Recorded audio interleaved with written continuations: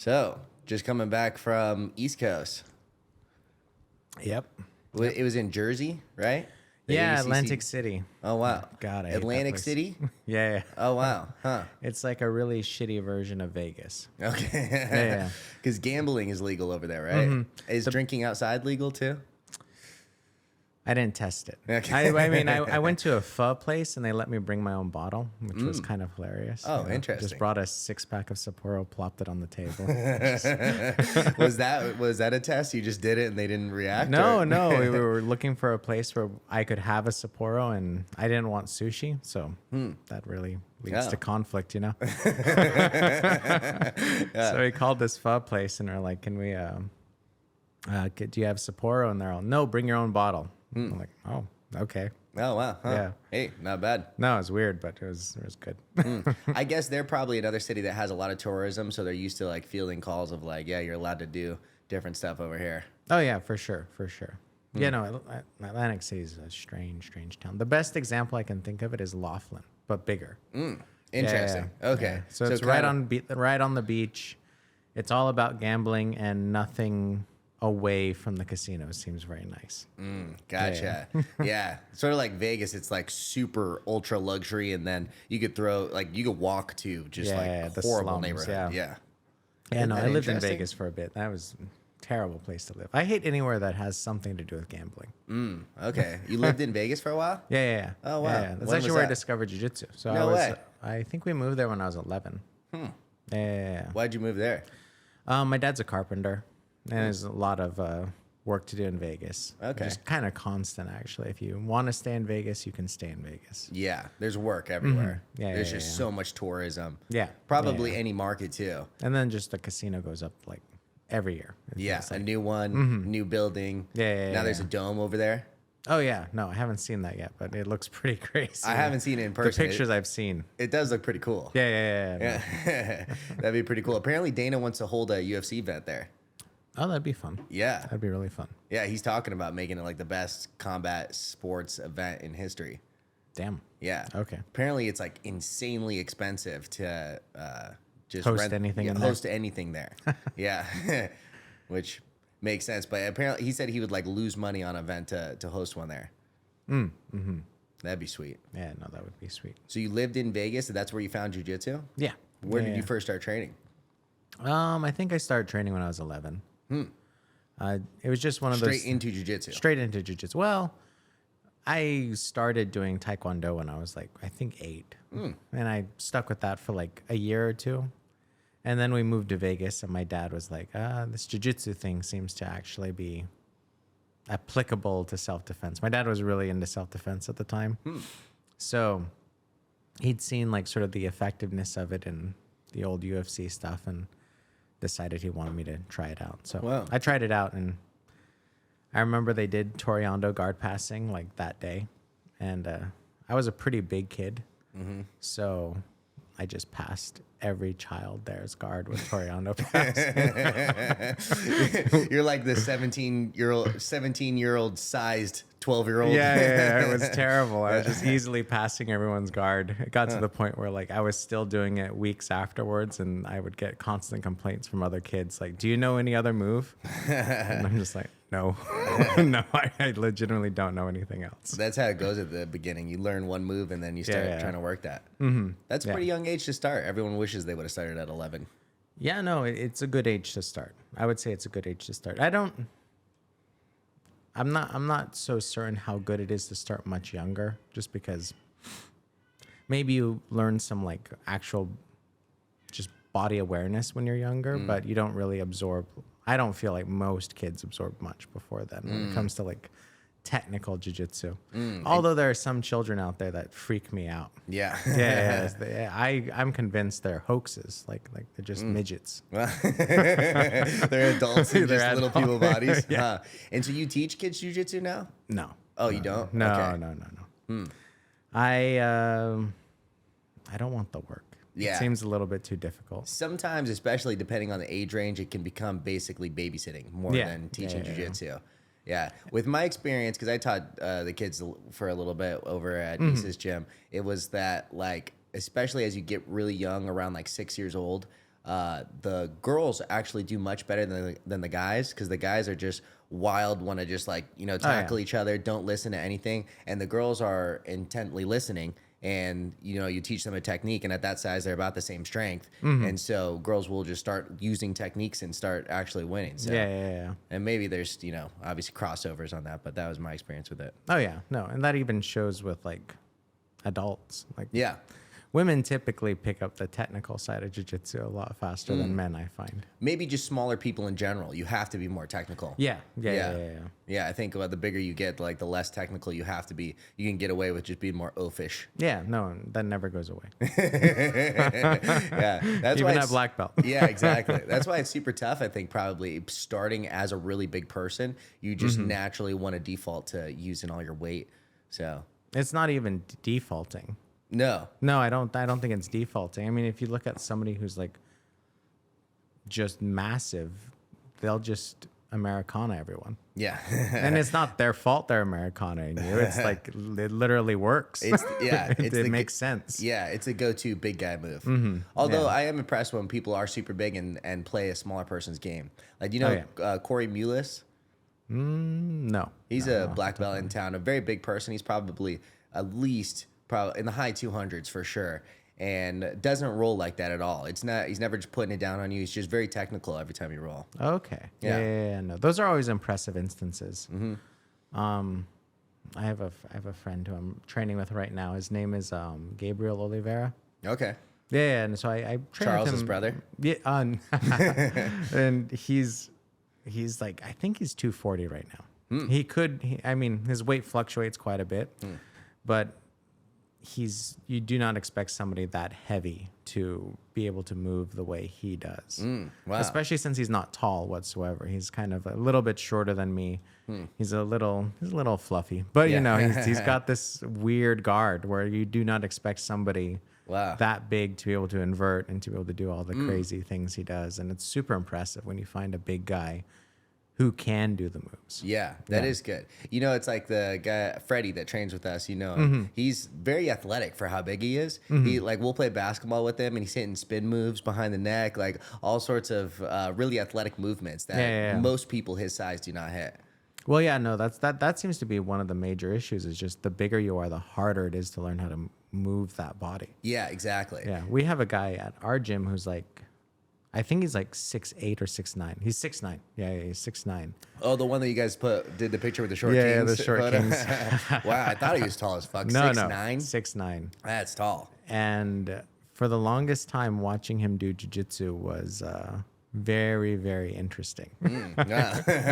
Because I don't think it's just not something you think about. Like, if your wingspan, is literally the whole room, it's hard to figure out how to control that. And only recently, and he's become extremely dexterous, and it's been really weird. It's become really hard to fight him recently. Okay, wow. Huh. Yeah, because he's learned his body. Oh. He's learned his body. Oh, wow, good. He's like getting better at maintaining his guard, using posts and whatnot. Yeah. I mean, he's long enough. And we've discovered moves that work for him too. Like he's interesting. extremely good at rubber guard, which is something I should not be teaching whatsoever.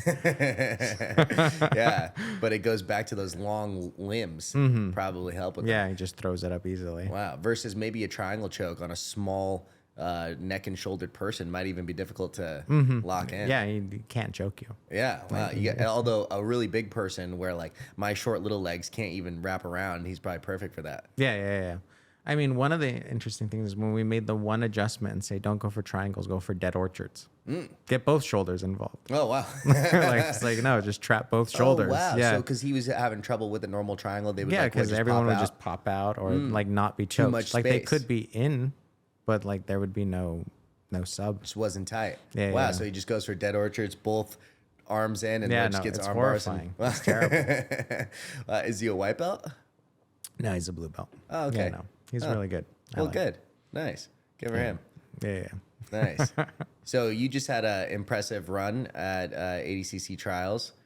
How was how was your performance in your mind? Oof. I think it was a good performance. I have to say I did not feel quite prepared for it at all. probably started rolling with regularly with people who are giving me actual issues before the tournament, like 2 weeks before the tournament. Most of my training was just with my students in the gym. I had various open mats, and I'm not a big guy, but You're bigger. I'm bigger, yeah. So you're not a small guy either. Yeah. So I have that big problem of I don't really feel like I'm in a camp unless there's at least 3 other heavyweights around me. And I was really feeling that going into it, and I was not looking to do very well. I was just sort of like ready to go, sort of just throw my hat in, see what happens. And that being considered, I think I did okay. Like I did really well for considering all of that, you know? Do you think you could have done a better job by maybe traveling around Arizona, going to different places and getting better looks? If I had given myself a camp, I think I could have done way better. Yeah. I mean, in particular, I think if I hadn't like worked on my wrestling as much as I should have, I think I would have had a. If you wouldn't have worked if on I your had, wrestling? if I had, yeah, I think it would have gone better. I mean, the reason I lost was because of a wrestling exchange, and that always hurts a little bit because, you know, it's definitely a weakness of mine that I've identified for a very, very long time. And I've largely, I would say I've improved like by way more than I have in the last like 15 years in the last 2 years of my wrestling. I could say in the last 6 months, I've seen a notable increase of you standing and wrestling a lot more than than pulling guard. Yeah, But it still wasn't something that I should have been happy with going into the tournament. So I'm just a little bit critical of myself there. Yeah. It's one of those things. I'm just like, but that being said, I am very happy with the result. I think I showed that I belonged in that room. Nice. Yeah. That's good. And how many total matches? So 1, 2, 3, 4, 5, 6. I think 6. 6 matches? Yeah, 6 matches. Yeah. How many first day? Just one. Just Oh, one. one match first day? buy. Oh, okay, I had wow. really good seating. Oh, nice. On both coasts for the last cycle, I placed quarterfinals. Okay. So they've seeded you well. They seeded me quite well. Okay. Yeah, Wow. yeah, So yeah. you had a first round bye, and then first match. How does that go? So it was a really good guy from Pedigo. I believe he took third at brown belt in pans. So he's a solid grappler. He was looking to do some outside passes, get some movement going. So I kind of realized that he wasn't going to engage early. So I kind of baited him in with a little bit of like, oh, you can pass my guard here, and managed to lock in a leg lock pretty quickly. Nice. Yeah. Good. And then 5 matches day 2? Yeah. Everyone has 5 matches on day 2. Okay. Because they start the round at 32. I wish they would actually push day 1 all the way to the round of 16. That way you only have 4 matches the next day. But no, they want you to do 5 matches that day. Yeah. Wow. It's a lot. That is a lot. That's a lot. That's a crazy amount. Do you know how many total people in your bracket? I believe it was 99 or 98, something like that. Okay. Well, and you were in the 99 kilo, right? Okay. And then you ended up losing to the person who won? Yeah. Is that correct? Yeah. And that's interesting too. That guy's apparently a lawyer. Oh, yeah. I looked at his Instagram today. Yeah. He's like an active lawyer. Yeah, he's one of those people you could hate just because of how successful they are. And it's even worse too. He's like super good looking. Like the guy looks like Superman. And they just look at me like, fuck that guy. Well, hey, good on him. I mean, Yeah. that's impressive to have like a full-time career and be performing at the highest level. Oh yeah, to no, that well. I'm super impressed by him. Like Yeah. every time I've seen him compete, I'm always impressed. I watched him dominate the West Coast Trials 2 years ago, and I was like, probably one of the most impressive leg locking performances I've ever seen. He managed to leg lock Elder in the semifinals in less than a minute, it felt like, and then win the finals also in less than a minute with a leg lock. So probably one of the most technical leg lockers you could meet too. I mean, that's what it felt like when I was rolling with him. Was the entries were. He didn't force anything. He didn't force anything. He was clean. Yeah, everything was clean. Yeah, no, he's an amazing grappler. Just timing was super tight, or His timing, also his stickiness. He's one of those people who, like, when he grabs a limb, he has different like variations of false grips and like just regular grips, and you feel stuck when he grabs you. Really impressive guy. Yeah. So 99 kilos is like 220 pounds, right? 218. Yeah. 218. Yeah, And they yeah, give yeah. like a 1 pound allowance or like what is it, like a 1.1 kilo, something Yeah, like that? 1.1. Yeah. Okay. And did you have to cut weight to get to that? Yeah, I flew into Philadelphia. I think I weighed 227. I think I weighed 227 that day. Yeah. Wow. Wait, so day of or day before? Day before the weigh-ins. Yeah. Okay. What do you typically walk around at? These days, 230. 230. Okay, so right around there. I mean, Yeah, basically, yeah. you didn't do anything different in No. preparation, and then just did like a water cut the day before. Yeah, I just kind of stopped drinking, did a couple rounds at a gym, woke up the next day, did some more rounds, and then just didn't drink all the way to weigh-ins and made weight. Okay. It was not a hard cut. Okay. Yeah. That's good. Have you thought about maybe keeping a more consistent diet leading up to it? I feel like I feel like an 88 kilo is well within your capability. Oh, it's more than Yeah. well within. It's an easy. I wouldn't have to do any water cutting. I think I would be a very natural Like 194. It feels 190. like Yeah. I feel like you could be if you were just like strict diet, you're probably maybe even like high 180s. Yeah. High 180s for sure. Yeah. Yeah. Like I said, I wasn't really planning ahead for this one. There was a measure. There was a little bit of me that thought I wasn't going to do it. Even like it didn't feel like it was in the cards. I didn't feel like I had trained properly. And then also the diet was another thing I was kind of like yelling at myself for that I hadn't started.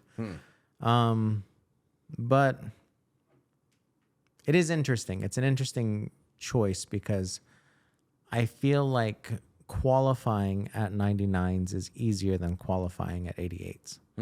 Just more or less people in 99. Less people, and the division is much less stacked. Like Ardilla and Brady. I don't know his first name. He goes by Trap on his Instagram. Were really the only two people I was worried about personally. In the 99. Yeah. And then Grandy too, but I wasn't really thinking. I thought he was going to be an ultra, but Grandy, the guy who made it to the final, was also on my radar. But I truly believed he was an ultra. But those were really the only people I was worried about. Everyone else came as a surprise, So is it a strategical thing to do 99 kilos, or maybe It just could be. It could be a strategic idea. My general feeling on it, considering that Ardilla wouldn't be at the West Coast trials, and maybe that division is kind of just for the taking at that point. is Ardilla the guy? Is that the name of the guy that won? Yeah. Okay. My thought is more of even if it is easier to win at 99, it's not easy to perform well at ADCC at 99. Yeah. Yeah, those guys are big and good, like especially the invitees. Yeah. Yeah. Well, that's the thing too. It's like some guys are probably, without diet restrictions, walking around 240, 250, going down, start keeping strict diet restrictions, taking out, and then doing however drastic of a water cut the day before, coming in big to 99. Especially now that they might not be doing their typical weigh-ins at ADCC, which used to be day before, day of, and then second day. Oh, so you do have to do second day as well? That used to be the event. That used to be ADCC's like typical weigh-in policy at the main event. But I think now that they're allowing day before weigh-ins at trials, they're probably going to transition to day before weigh-ins at the actual event, that means those people are going to be big people. You're talking about at the actual ADCC. Yeah. You would think they would allow that. Is right now currently, or the last couple or last ones leading up, have always been day of weigh-ins on ADCC. Yeah. Every single ADC has the most stringent policy on making weight I've ever heard. So like day before, day of, and then that second day of competing. You have to keep weighing in. Yeah. It's terrible. They're strict on weight, completely allowable on steroids. Yes. They want you hydrated. Yeah. Wow.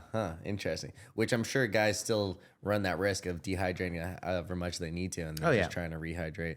I mean, I've seen people who won their first day at ADCC crawl into bed in a sweatsuit. Wow. Because they know they have to weigh in for second day. It's a miserable event. That's one of the nice things. That's one of the coolest parts about winning ADCC. Actually, I feel like is you get to know that you spent a miserable 3 days and got through it. Yeah. I mean, that's just part of the glory of winning any competition is that you did the grueling work and came out on top. Yeah. That's pretty cool. So how did your other matches go? Do you win by points? Submissions? I won all my matches by heel hook. Okay, every one of them. Except for one. There was one against a guy named Grout. I believe he trains at Legion. I managed to beat him off of a sweep. I mean, he ended up being extremely tough. Yeah, very tough guy. Okay, wow. Huh. Yeah, I was actually really worried after that match because he took me to the end and then I had nothing left after that match. That was terrible. Worried because your cardio was not feeling good. Yeah. Wow. No, but that was a really good match. That's another thing. You think maybe at a lighter weight your cardio would be better? That's an interesting question. I'm not sure if it is. I mean, I have been lighter. Typically what ends up happening is I'm way faster, which means that I actually end up burning more energy and end up even more tired.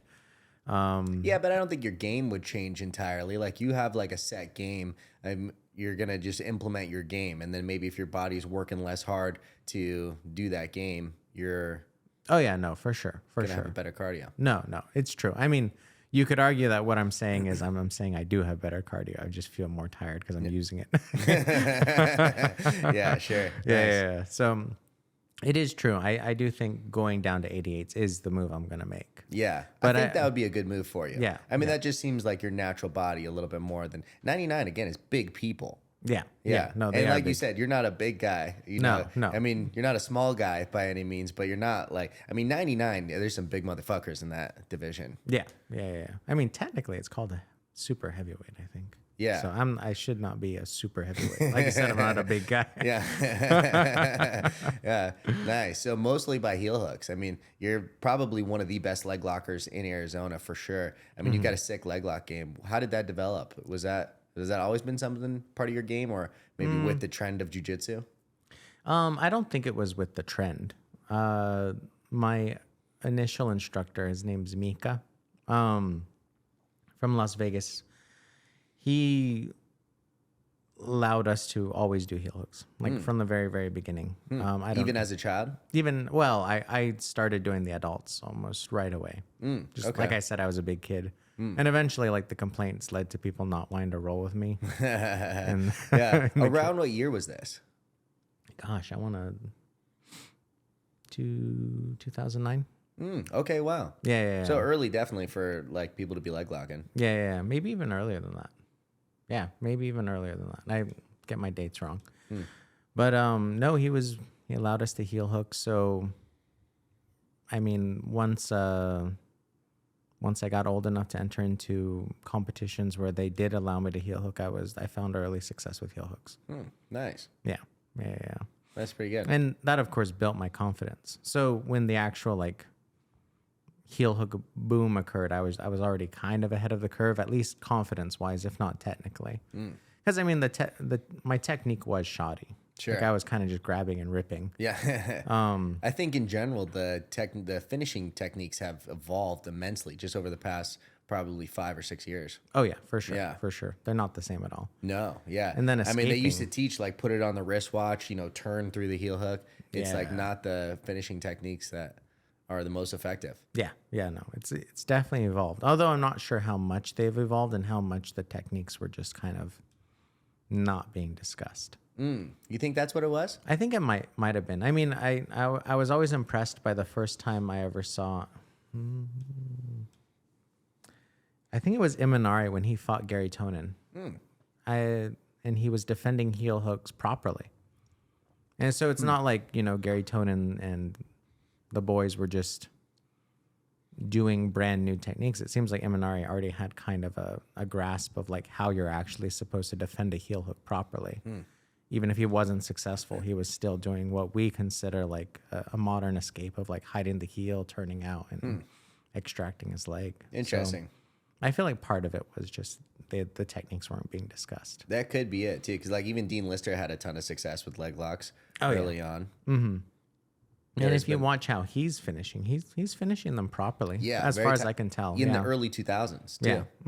Yeah. So I think they just weren't being talked about. That could be it for sure. I think maybe that's why the whole sport of jiu-jitsu is elevating right now, is through instructionals and through, you know, top level technique coming down in a very widely distributed way.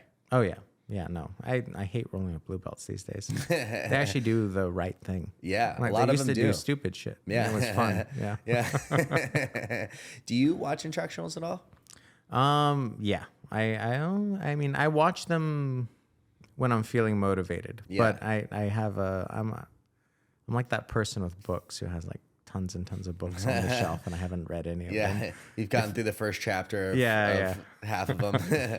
That's sometimes all you need with these instructionals, man. Like they definitely have the honey kind of like right at the top to kind of pull you in. So Yeah. oftentimes it's all you need. Well, it all depends on your game too. Sometimes like a small technique can really change your game, or a small detail can really help out. Yeah, when for sure. There's a bulk of it that just, you know, maybe isn't applicable or doesn't fit within your mold of what you typically do. Yeah, no, for sure. But no, I definitely try to watch a lot of instructionals. They're really, I mean, they're there and they're really good. Yeah. It's just info on how to be better out there from the highest level people. Yeah. So, And sometimes you run into a technique where it's truly, you feel like you've been handicapping yourself. It's like, I didn't know this. Are you freaking kidding me? wow. Is there anything in particular you're thinking of? Dealing with big guys like butterfly ashi with an underhook. Like that sounds ridiculously simple, but Okay, I just started using an underhook when I play butterfly ashi, and it's Butterfly ashi, is that like I mean, excuse me, not butterfly ashi, butter half. yeah, butter half. Yeah, Okay. yeah. Nice. With the underhook. Huh. Interesting. Yeah, no, With bigger guys, just much easier to deal with. you don't feel their weight, and I really felt like I was fighting. Like, For entering leg locks or sweeps, or what do you typically mostly do? sweeps. Yeah, mostly sweeps. There's good leg locks there, but Yeah. Like into like reverse X entries and Yeah. whatnot. It is something I like to do a lot, although sometimes I have trouble actually getting their weight on top of me, I feel like, or getting that underhook in the first place. Oh yeah, no, that's the problem. Yeah.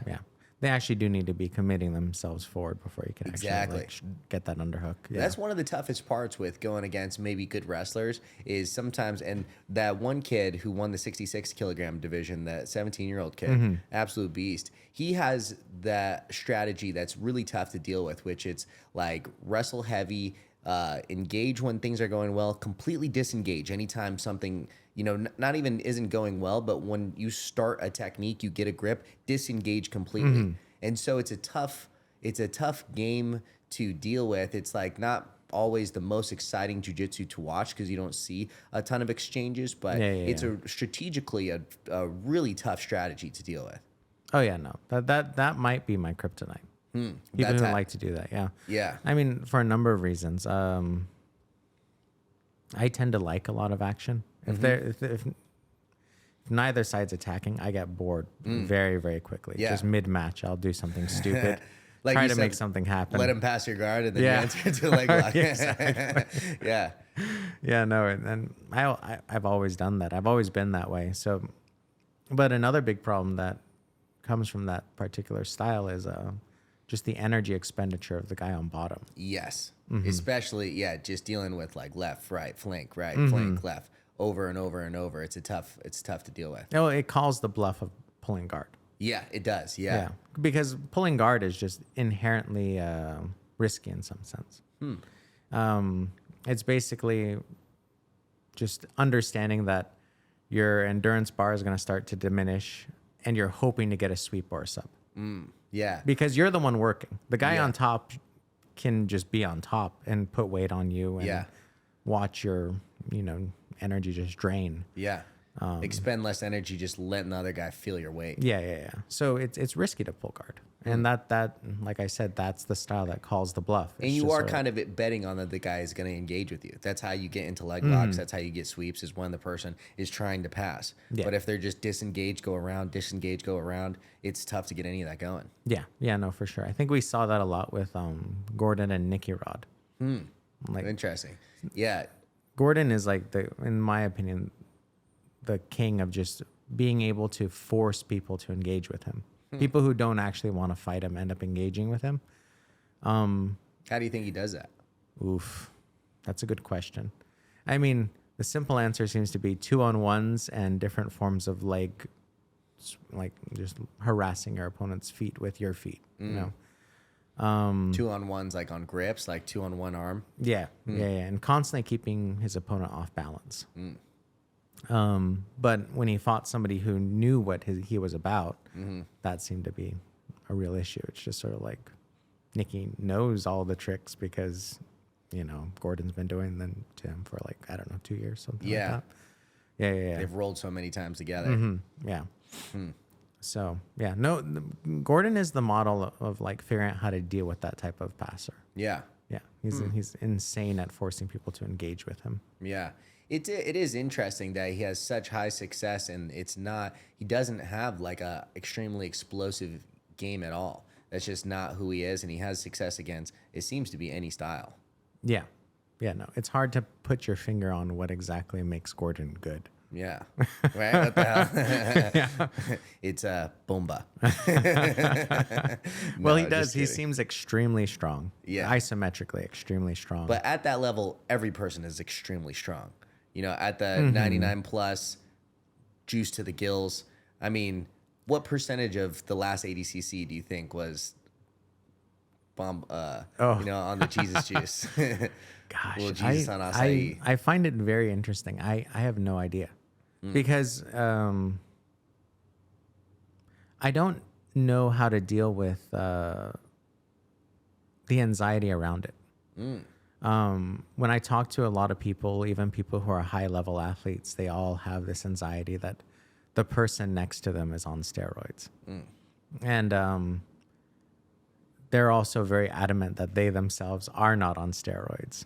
So it's actually really hard to just intuitively gauge how many people are and how many people aren't. Yeah. Because it seems surprising to me to find so many people who claim they're not on it in the sport, like in personal conversations and interactions with them. Yeah. So, I mean, some people just have an insane work ethic, you know, work out on top of jiu-jitsu, like actually weightlifting and whatnot, keep an impressive physique, but aren't on performance enhancing drugs. But some guys are just fucking geared to the gills. I mean, I'm going to say it's probably the majority of high level athletes are on steroids. Yeah. But like, I really don't know. Yeah. I really don't know because there's a weird anxiety about it. There's this weird thing where like everyone's convinced somebody else is on it. It's not to say that you can't have high success without doing it. I mean, it's proved through like multiple people. You know, the Rotolo brothers obviously aren't on gear. It doesn't seem to be. Yeah, I mean, they don't have the physique of someone who's juiced out. Well, And, neither like, did the Meow brothers. Yeah. And did they got test popped. positive? Yeah, they got really? popped. Yeah. Okay, interesting. Yeah. What did they get popped for though? They got popped for I don't remember what it's is it clomine? It's what you would take when you're coming off of a cycle. Oh, interesting. To get your testosterone working again. Okay. I think it was the same thing Mika got popped for. Or the same sort of It's like routine. a post-cycle. Yeah, the same sort of routine. that you Something do. that everyone knows you're on cycle if you're taking it. So it wasn't maybe like clear evidence of the actual drug, but it's something that you do post-cycle to get your hormones back And in no balance. like doctor would ever prescribe it You to don't do it if otherwise. you're just a normal person. Yeah, it's given to primarily women. Interesting. Yeah, to help them with different things. I don't know. Wow. Dr. Nez. Other things. Yeah. Wow. Well, because some people take certain things like TJ Dillashaw a few years back got caught for EPO, which is not like muscle enhancing or strength enhancing, but just to enhance your cardio. Oh yeah, no, that would be really smart to take. Yeah. I mean, If I were to take anything, that would probably be the first thing I were to get yeah, involved in. right. Honestly, like I don't think I would take any sort of like trend, right? I mean, I think that's probably the most intense, but or even testosterone or anything like that, because I think the problem is it like once you get on it, you're on it for life. And probably once I'm maybe like 40 or 45 and I want to still train and do all these things and, you know, work out a bunch of times a week, maybe I'll probably start doing testosterone. But I think once you get on it, you're on it for life. And I think I'm currently 30 years old. I have no interest in doing anything like that, but maybe a little EPO. Yeah, I mean, I don't know what the side effects are. They might be even worse. Yeah, it could be. I don't know. Honestly, something that would like help with your cardio. I mean, maybe I'd consider something like that. It's interesting that jiu-jitsu is like the one sport where all that shit's legal. Yeah. I mean, IBJJF has taken a stance against it fairly recently, and now they start testing and what? Though. A fake stance? It's a fake stance. Oh, you think so? Yeah. Why? I mean, well, if your stance is it's illegal and we're going to test you once a year when you know you're going to get tested, that's not a stance. Yeah, right? It's just like what do they call it? Like an intelligence test. It's not even an intelligence test. It's a test to see if you're retarded. If you get caught, the idiot test. Yeah. Well, like 5 people got caught at the most recent go of it. I thought it was USADA who was doing it. Oh, it is USADA, but there's no random testing. It's just a day. It's scheduled day. Yeah, and it's right after you win. Okay. Yeah, I think, and they're only testing like the people who podium or even take first. Okay. Yeah, maybe even second and third place don't get tested. Yeah. That is interesting. I really just don't see the point. Yeah. Huh. Wow. Well, I guess like what is the point of doing it in the first place if you have to cycle off completely leading up to it? I guess I just don't know. Maybe there's a way to like be fully on cycle and all of it and then just sort of mask your pee the day of or the day before, you know? No, you could cycle off and it can be out of your system and you've still largely benefited. You think in just like strength and being able to train endurance, so hard? Yeah, everything. Yeah. Interesting. It's not bad. I mean, like regardless, you're going to have to cycle off. Yeah. And you don't lose everything when you cycle off. Yeah. Right. Yeah. I heard one person put it that like steroids are like borrowing from your future health and you'll have to pay it back with interest.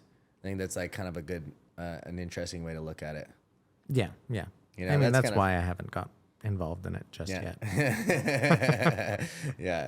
Yeah. Just yet. Yeah. To be honest, no interest for Let's see what 88 Nez can do. Right?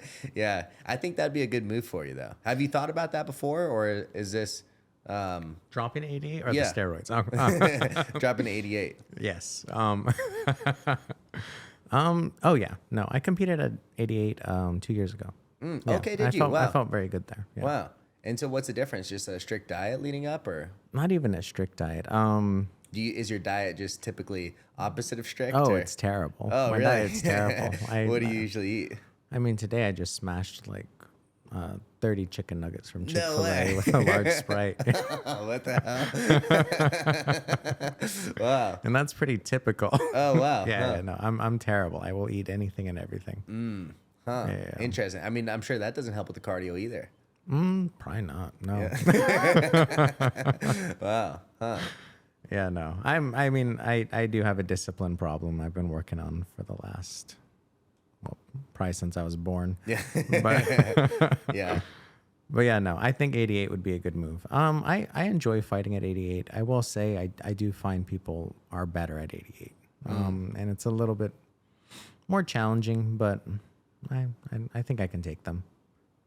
I've had experience with most of the people who do well at 88. I mean, I fought Elder Cruz, who was in the final. I've never lost to him by a large margin. Mostly like EBI ride times and once by 3 points. Yeah, off a pass. So like they're all within striking distance. Yeah. Yeah. So I've rolled with some the guy who won Jacob Couch. I've rolled with him and he's very good. I felt like I kept step with him. Yeah. He won 88, right? Yeah, he won 88. Yeah. So I'm not particularly intimidated by anyone there, but I do feel that it is just a more stacked division. Yeah. Yeah. more people. And I think as you get into those sort of like more average weights, there's just a deeper pool of people. Yeah. You know, there's just less people on earth that are 220 than are 180. Oh yeah, for sure. You know, and the 77s is the worst that way. Yeah. Like they're just, I think like the round of 32. If you looked at the round of 32, it was a horror show to see who was going to get knocked out. Yeah. It was like, oh my gosh, they got knocked out at the round of 32. Right. It is incredible. It was the first one to fill up. I mean, it's the reason that I didn't do it. It filled up over like 2 months before the event. 254 people in one bracket. Yeah, it's like 10 matches to gold or something. Yeah, no, it's terrible. Yeah. I would not like to be an average size individual. Yeah, and for me too, it's either like 77, which is very doable. I've competed at the last couple opens at it. I feel really good at that weight. 66, which I think there's just no way. That's 145. Typically, like, you know, just keeping. I keep fairly healthy typally, but like I walk around about 185. Yeah, and you're lean when you're 185. Yeah, I'm fairly lean anyways. Yeah, getting to 145 is like it's not doable. I mean, I could just if I like kept it, you know, in like just a Nazi diet, Nazi strict for 2 months, 3 months, and then a water cut on top of that. But you know, I got another fucking job. You're gonna lose muscle mass too. Yeah, and I'm honestly not interested in just doing that. So then there's 88, which is 194. It's like I don't naturally even walk around that. That doesn't make sense for me either. No, that'd be so too big. 77 is a good sweet spot for me. I feel really good there. Yeah. But that's the thing about like almost every combat sport that I've looked at. There are probably exceptions, but there is no like need for a physical freak to be good at like a combat sport. We're not looking for like a basketball tall individual. We're not looking for somebody who's built properly for like, I don't know, volleyball where they have to be like 6'3" at minimum or something like that. And then be able to move on top of that. We're kind of just looking for somebody who's athletic. And then we'll find the game that suits you. Yes. Yeah. So the average weight classes are just horror shows. Yeah. They're just for terrible. sure. And also too, I think the bigger you get, the more you go into just higher paying sports. I've always said that about the UFC. I think the heavyweight division is probably the least stacked because if you're 265 naturally and very athletic, you're going to get into football or you're going to get into something that just pays way more. Oh yeah, that's true. And You know? yeah, less painful too. Maybe. Yeah. I don't know if football's less painful, but I mean, probably a easier way to make a living. yeah. I mean, I think there's plenty of CTE and physical damage with football, especially maybe over basketball or some of the others. But you know, there's difference of like, you know, the fucking third stringer makes $1 million a year, and like you've got to be top of the top to make $1 million in fighting. Oh yeah. I don't even know if the top makes $1 million off a fight. Yeah, I'm curious. I wonder what John Jones just made this last one. He's probably one of the highest paid. I wonder what Cyril made just to show. I mean, I was talking just yesterday, and I think they were talking about Aljamain Sterling's paycheck for fighting Sugar Sean was in the hundreds of thousands. Interesting. I'd imagine it'd be at least like $500,000. Yeah. But I don't know. I mean, that's not terrible. like, it's not, for putting your body on the line, for getting knocked out unconscious. And it is interesting how they do it too. The show money and then a win money too. You know, it's like, I don't think money necessarily incentivizes anyone anymore to like actually win. I don't think anyone steps in that cage not wanting to win in the first place. So it is interesting that they structure it like that. Yeah. No. Money's an interesting dynamic to fighting. Yeah. I mean, I remember back in the day when I was a little kid, I used to watch the super fights at Grappler's Quest. The worst matches were black belt super fights with money on the line. Why? They were boring. Nobody wanted to do anything. There's $5,000 on the line. Yeah, they're not going to take any risks. Yeah. And were these points rule sets? yeah, they were points rule sets. Yeah, just very typical point rule sets. Like I'm not sure how mapped out Grappler's Quest had its rule set at that time. But it was kind of mimicking IBJJF with heel hooks, basically. Okay. Yeah. But no, those were the most boring matches. I think like money doesn't necessarily incentivize fighters to fight well or fight better. No, I don't think so. I think in jiu-jitsu, maybe especially if I think it's the points that hurt exciting matches a lot more than maybe outside incentives. Because I think just in general, even if it's IBJJF and there's zero money on the line, guys are extremely hesitant, and a lot of matches are very boring. Yeah. I find that like the best rule set that I like that has points involved is the ADCC rule set. Yeah. I'm not exactly sure why. I think it might be the fact that they put the scoring criteria, they make the scoring criteria so difficult. I think that forces people to really scramble to get anything going. That is interesting part. Yeah, because you can pass someone's guard and they're on their side and you haven't scored anything. Yeah. Or like if you get a clean takedown, you have to have 75% of the back on the mat or something like that. Yeah. Yeah, or they have to, start playing guard. Yeah. There's if they're insisting on getting up, it's not a takedown. Yeah. Until they've accepted guard. But like in terms of like exciting rule sets, I find if you can manage to be as vague as possible about your rules, the more exciting the matches will be. As terrible as that sounds, because if both fighters don't know what the judges or the referee is looking for, they fight confused and yeah, they're not necessarily trying to avoid anything. Yeah, so it leads. I think WNO is like a good example of that. Like nobody actually knows the criteria of WNO. I mean, I don't.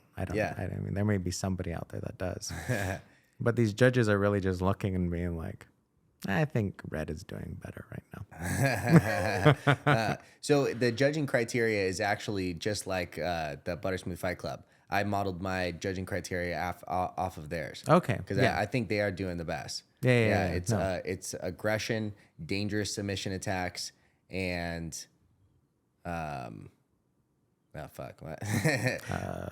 aggression, dangerous submission attacks, positional control, and positional control. Yeah.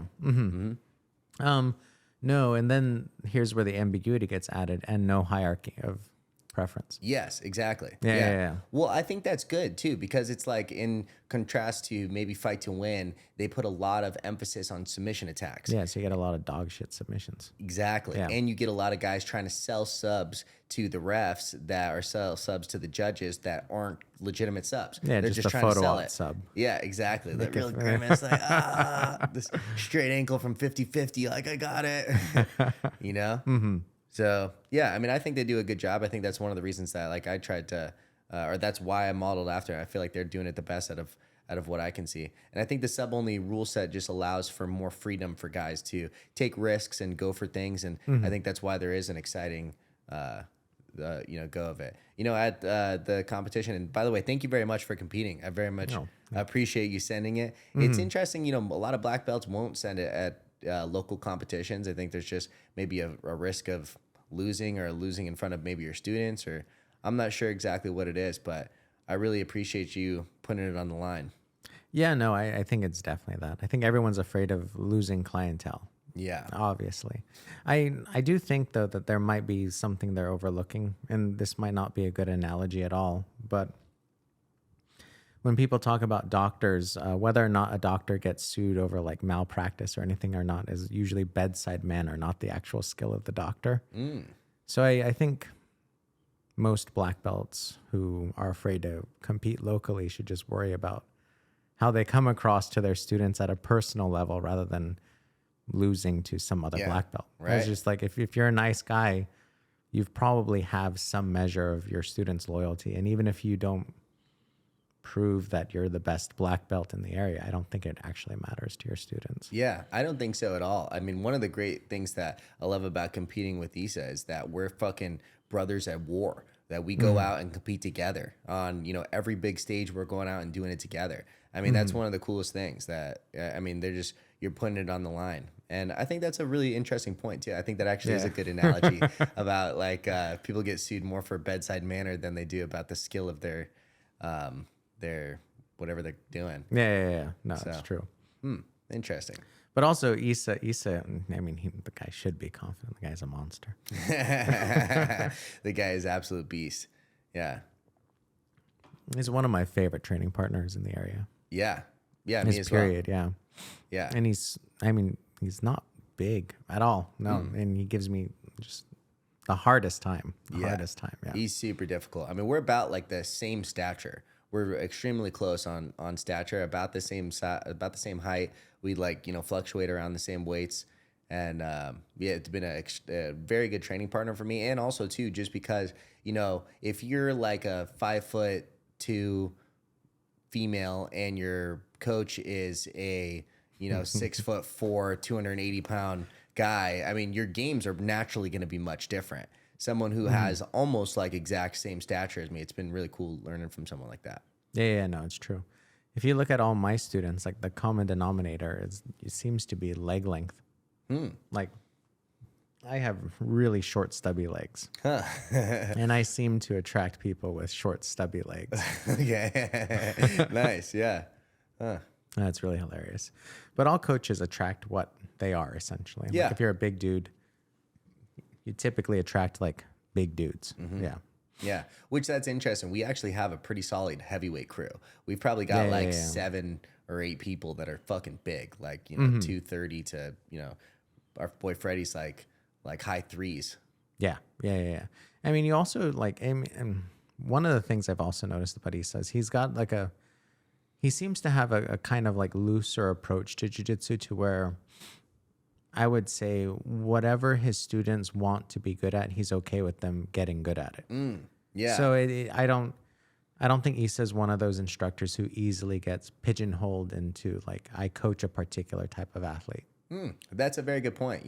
Actually, I think around blue belt, I started doing rubber guard a lot because I don't know, I just tried it out and I was like having some success with it, like setting up and getting subs, and even in competition, like I hit a go-go plata off of it, but I like blew out my LCL and like and I did that twice actually, and then after the second time I gave it up. But yeah, rubber guard is something that's not been in his game whatsoever, but he didn't discourage it or by any means, but at all. He was just very encouraging on everything. Mostly his game is like the basics, and the basics are what win championships.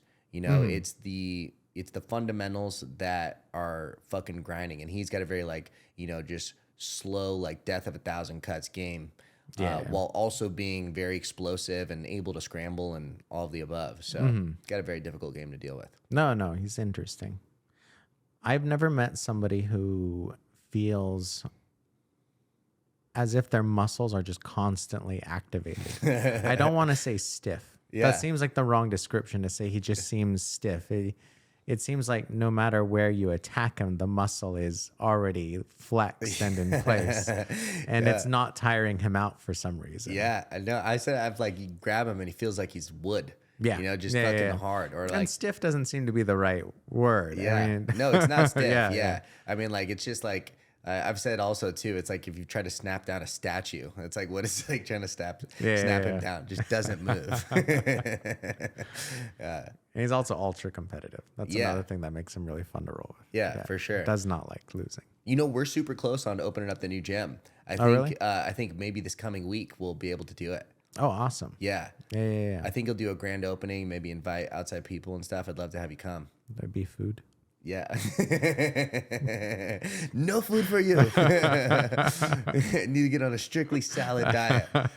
One thing I've actually been doing more recently with my diet, because I also struggle. Food is one of those things where it's like you have to eat, So it's on one hand, it's very difficult to deal with. On the other hand, it's an opportunity to practice discipline 3 times a day. You choose either gluttony or discipline every single meal, and you have an opportunity to eat. And that's the thing, there is ability to eat stuff that's delicious that is also like good for you. Like from all my meals, I keep mostly like very healthy, and everything I eat is delicious. I really don't force myself to eat anything that I don't like.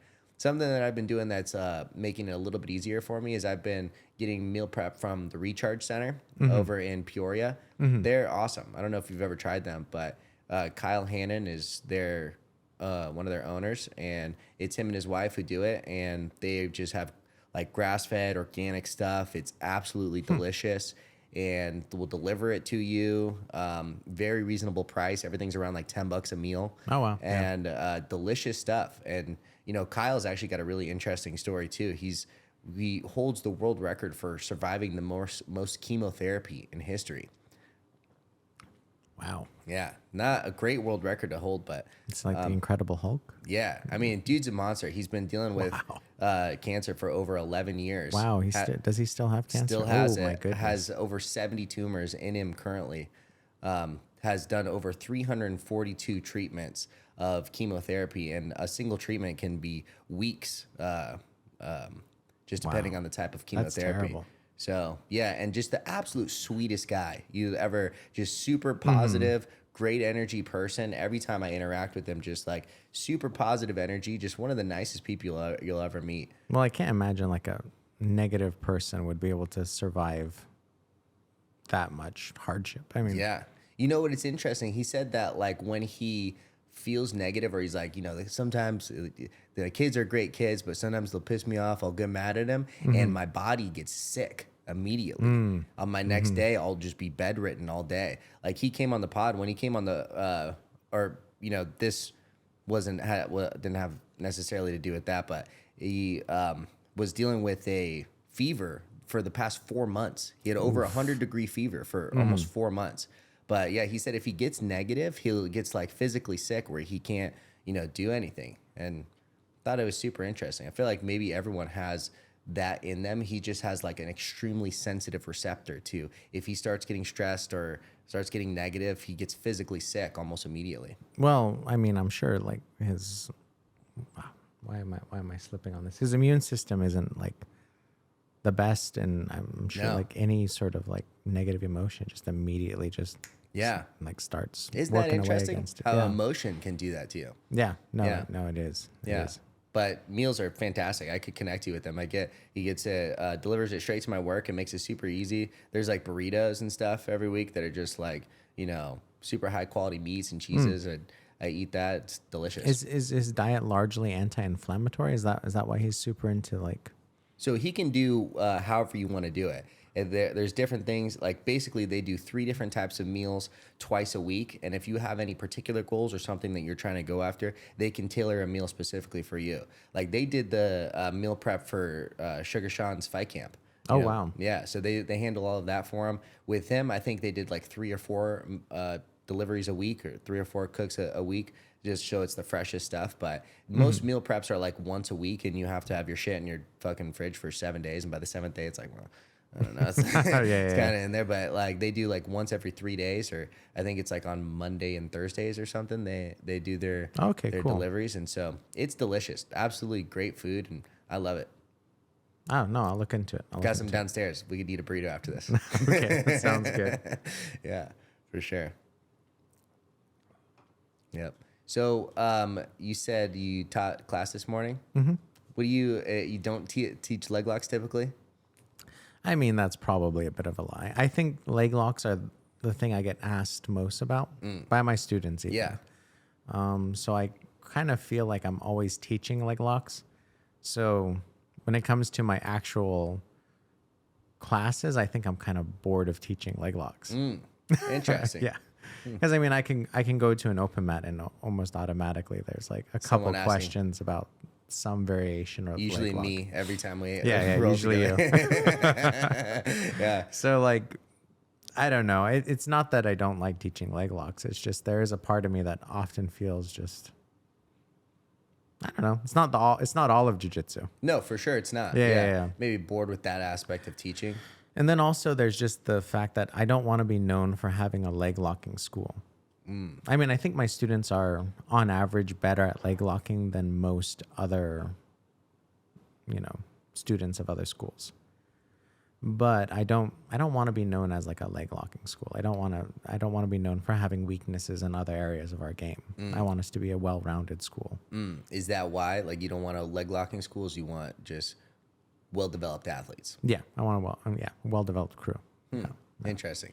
Well, you perform at the highest level primarily through leg locks. Yeah. And so that's why it's always, I mean, you just got a fantastic leg lock game. I'm always trying to, get knowledge from you. No. I mean, it's one of those things. It's just the area of least resistance for me at this point. Like if I can leg lock somebody in less than a minute, that is the best thing to do. And that's a solid path too, is to go the area of least resistance. That's just a solid strategy.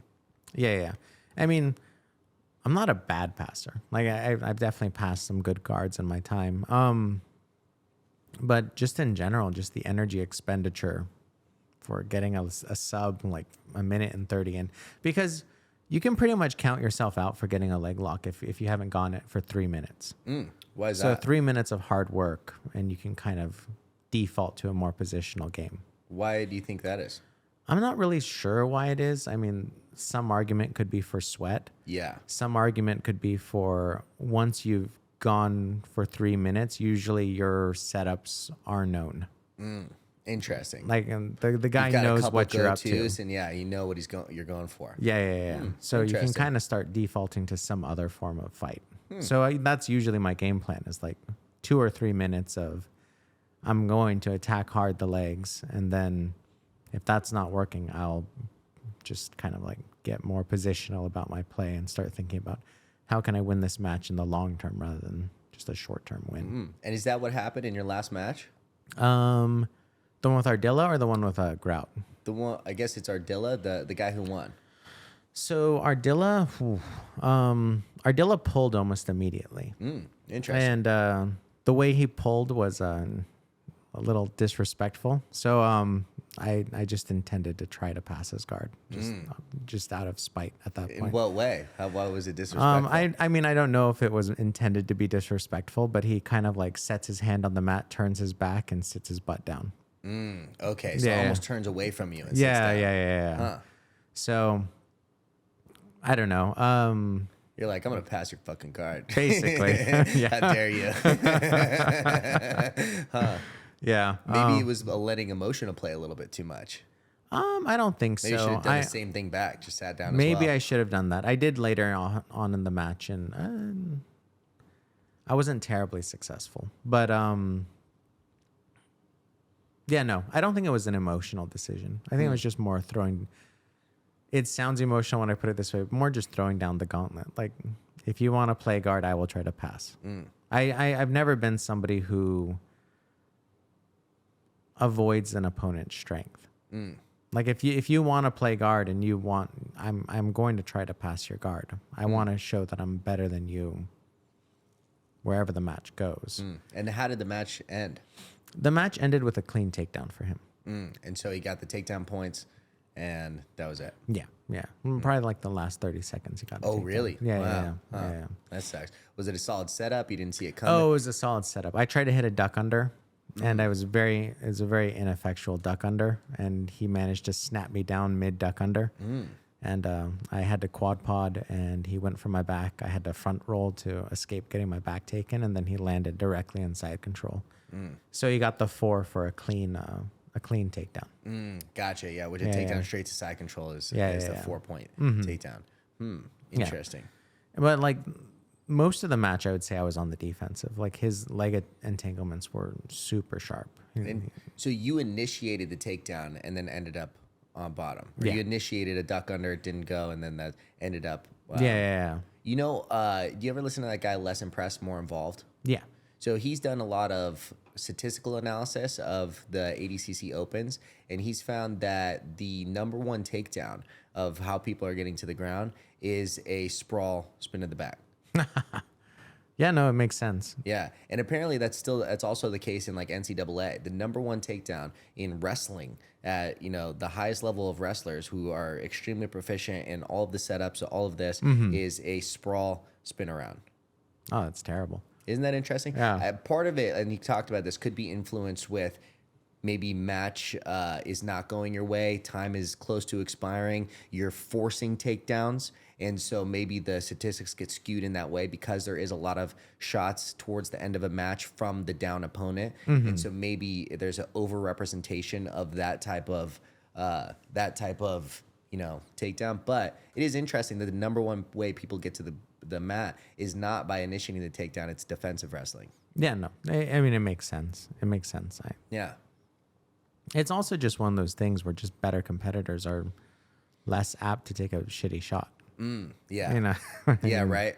Maybe just not a ton of, wrestling in the first place. Yeah. I mean, at this point, it seems that the main thing, like people who are known for their stand-up are looking for is foot sweeps. Yeah, And that seems foot to be sweeps the are very biggest thing. popular right now. Yeah. Yeah, well, part of it's like it's very low risk and high reward. I think those Yeah. type of techniques are pretty good to work with. And that's the terrible thing about like wrestling is it's High risk. high risk. Yeah. Guillotines and then just sprawls to the back. Yeah, Yeah. exactly. Yeah. So, I don't know.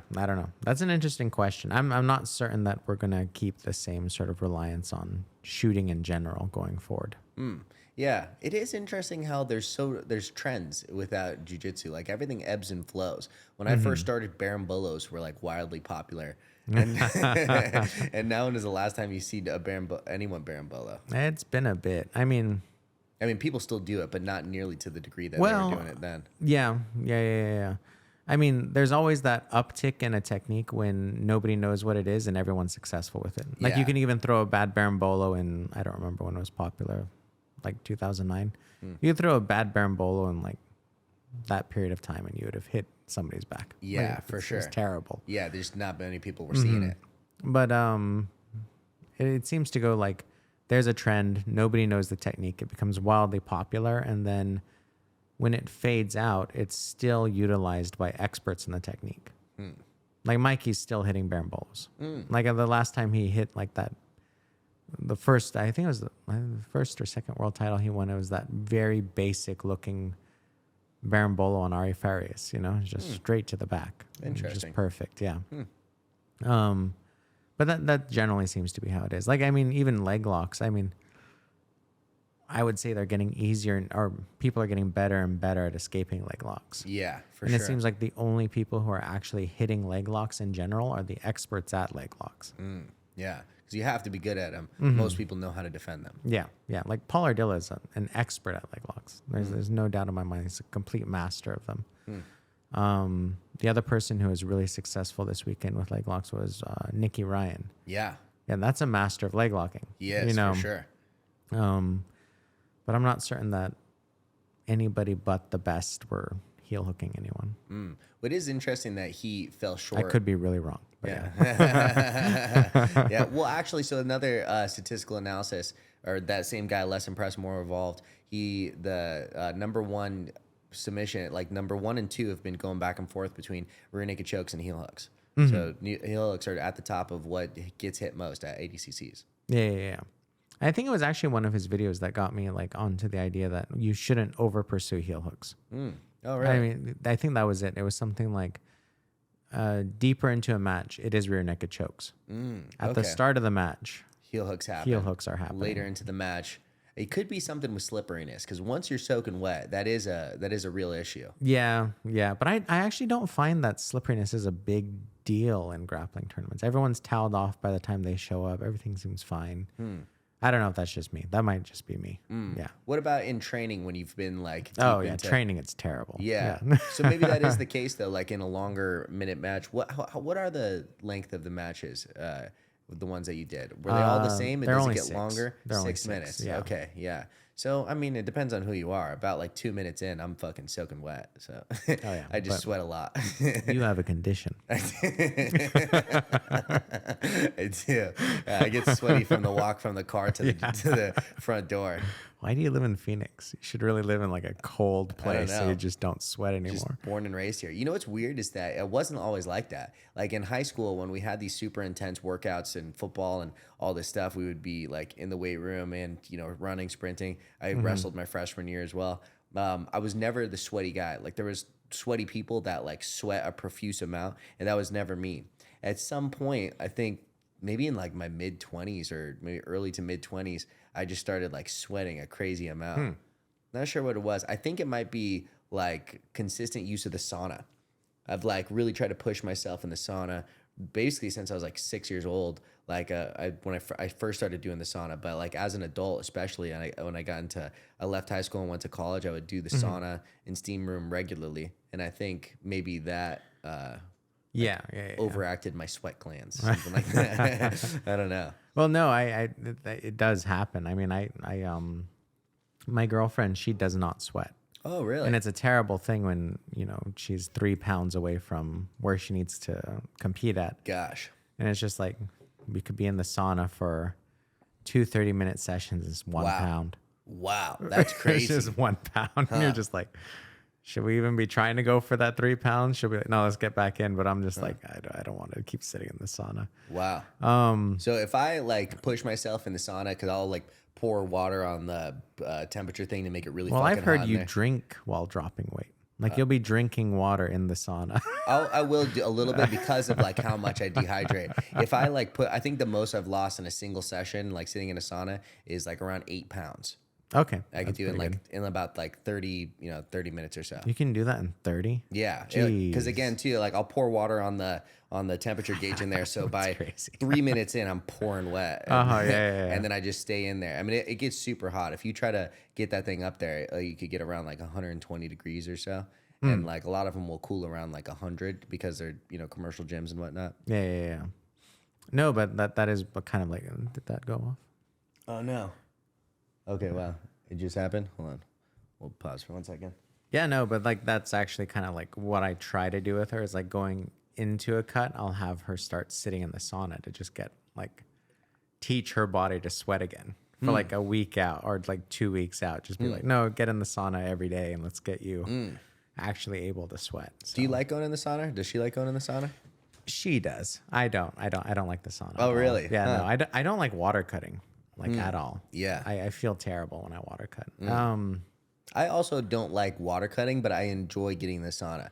I feel really good about it. Mm-hmm. Especially getting in the sauna, and then if the gym has like cold showers too, that contrast, it's like a high. Like I'll do 20, 30 minutes in the sauna and then go do straight to a cold shower. By the time I'm in the cold shower, my mind is like racing. I feel like it's almost like right after you drink a coffee, or not even like that. I don't know. Have you ever tried Alpha Brain? No. Okay, Alpha Brain is also, it doesn't really give me a noticeable effect anymore, but I do still take it regularly. Like when I very first started taking it, I feel like my mind would think at such a like higher pace. Yeah, and so, or if you've ever taken mushrooms, sometimes you have like a similar effect. Your mind is thinking at like a sixth gear or a seventh gear. It's like a gear that you typically don't think at. You're going faster, and that's what I'll experience actually after a sauna session and then going into that cold shower. Oh yeah. I mean, I prefer like cold plunges. I never get to do them, but I mean, I love how they make me feel afterwards. Yeah. Those are really nice too. Muscles feel so relaxed afterwards. Yeah. It does feel really good. It takes me a little bit to like re-warm up. Oh, yeah. I warm up really fast as well. Got the insulation. Yeah. How long do you do when you cold plunge? Not long. No more than like 5 minutes or anything. Okay, 5 minutes is a good. You know good who's time. horrifying is Austin Baker. Okay. No, he will go to like a spa with an actual cold plunge and sit there for 15 minutes. Really? In the cold plunge? Yeah. Wow. Yeah. That's an incredible. Nobody amount of knows time. if it's good for him, but he can manage. I think Huberman has talked about there's like a sweet spot. Like after a certain amount of time, it's not necessarily additionally beneficial or could be negatively impact you. Yeah. But I guess it all depends on your body too. Well, I mean, if you're 280 and I was gonna say 8% body fat or something crazy like that. Yeah, I was gonna say it's probably a different effect on a stature like that versus like your girlfriend, a small girl. Yeah. Mm-hmm. Yeah. Interesting. I'll also do cold plunges over there too. It's right next to the recharge center. They've got cold plunges. Oh, I forget the fucking name. I got to look it up so I could start saying his name. But he's a good friend of mine too. He runs that recharge or the cold plunge and hot sauna and red light therapy and all of that. Mm-hmm. It's nice. Yeah.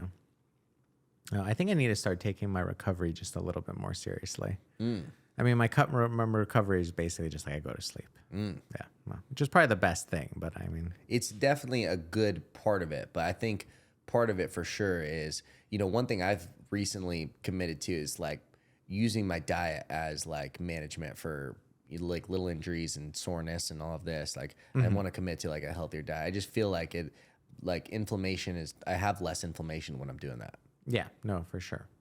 Have you tried fasting yet? Yeah, I've fasted before. I don't do it regularly, but sometimes I like probably like once every other month I'll like fast for a whole day.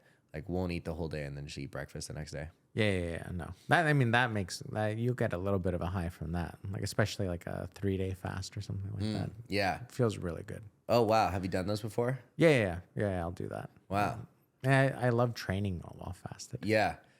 It feels so light and so just like you actually don't feel very tired. It is interesting. I'll also do that. Like I'll typically do it on a Friday, so I don't have to like worry about, because it's in my routine to like, you know, go to lunch, and I could skip a lunch, but then like, you know, skipping dinner as well. It's like, fuck. And then having the day off the next day is good for me. And I'll wake up Saturday morning fasted still and go train. And it is interesting. I'll feel really good doing that. I feel like part of the benefit of fasting is like the mental gains that you get from it. Oh, for sure. Yeah. For sure. I think one of the bad things about it for me is that I use it as an excuse to eat like a pig after I've lost like 8 pounds. Yeah, exactly. Yeah. That is not good. I feel like I do the same thing when I like get down to 168. Like I'll be extremely strict with my diet leading up to these ADCCs, and then I'll just fucking go off the deep end afterwards. Yeah, no, I mean, there is that sort of thing about like actually being disciplined versus being disciplined for a period of time. Correct. Yeah. I think the sustained is obviously better. Also, too, I mean, it's not bad to like treat yourself or reward yourself after being disciplined, but just to not, you know, if you've fucking reward yourself every day for the past 3 weeks, it's like not a reward anymore. Now you're just like being a glutton. Yeah. No, for sure. I've always thought like, and I've never, well, there have probably been periods of time where I've applied this to my life, but if you really consider what you eat only in terms of how it makes you feel, I think the health benefits from just that alone would be immense.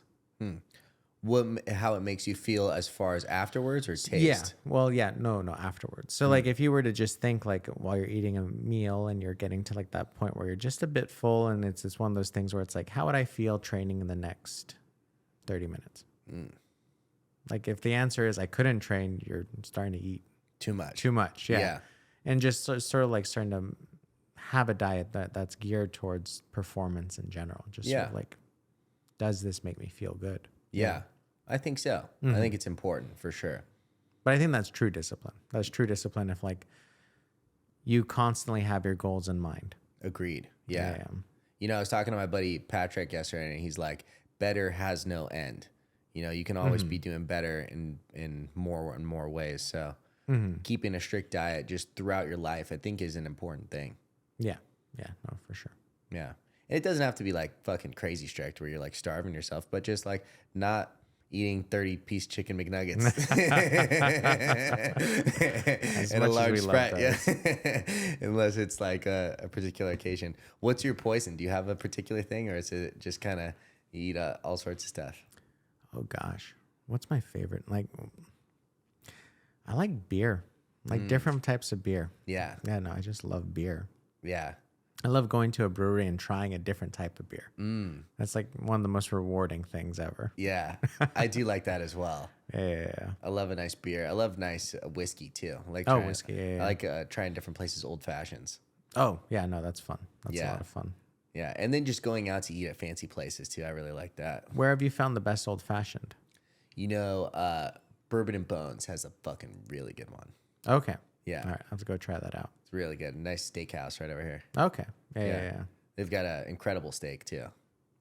There's a pretty good old fashioned at this one cigar lounge called Magnum's. I think you should try that out. Okay. Yeah. Where's that at? That's on like 7th Street in Union Hills. Okay. Yeah. Nice. Yeah. I'll have to check it out. Yeah, Bourbon and Bones is right down the street over here. Okay. Yeah. Awesome. Yeah. I love good food, good whiskey. Yeah. And I've just taken up smoking cigars. That's become my new have you? sort of like bad habit, I suppose. Yeah. I heard it raises your testosterone. Ugh, everything does at this point. I mean, No, raises your testosterone. No. Yeah, I hear it does. I don't know. That's what Andrew Tate says, at least. I don't know.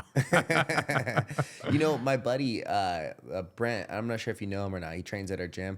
He has this weird, I don't know if it's like it's not necessarily a disease, but it's like he can't burp.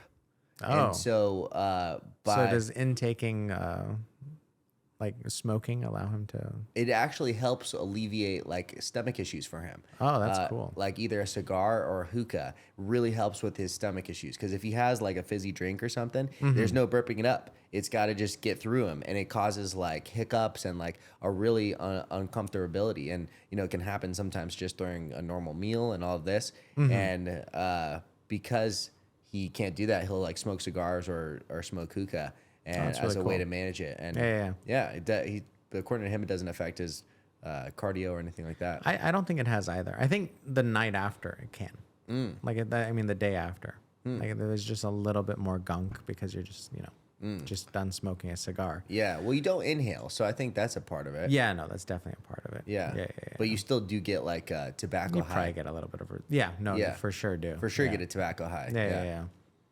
But I kind of don't believe people when they say like it doesn't affect anything at all, because I mean like you're still sitting in like a cigar lounge with other people smoke around you. Yeah, getting some secondhand smoke in there too. And then like even if you aren't like purposefully inhaling like with the smoke, I'm pretty certain a little some bit is in there. working its way down. Yeah, I mean it's in your mouth for sure. Yeah. And like you said, the secondhand smoke has got to be something for sure. Yeah. You can walk into a cigar lounge and then leave. Like I've just bought cigars for like presents for people, and it fucking stink like cigars the rest of the day. Oh yeah. I mean it's crazy how like thick that is. Yeah. So I mean I try to keep it down to like once every once in a while, like maybe once a week or something like that. It's not bad. It's pretty frequent, but Nice. I like that.